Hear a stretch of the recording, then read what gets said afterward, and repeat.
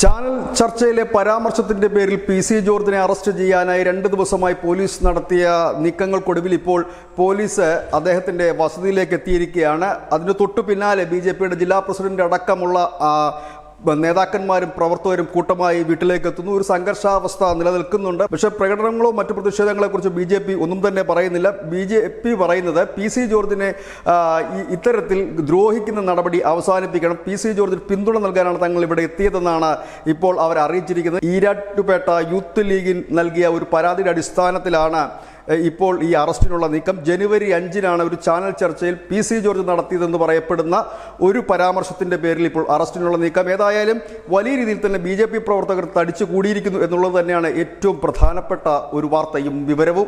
ഇതിനിടയിൽ PC. George ഇന്ന് തന്നെ ഹാജരാകും എന്നുള്ള വിവരങ്ങൾ കൂടി പുറത്തു വരുന്നു. News desk, news India Malayalam.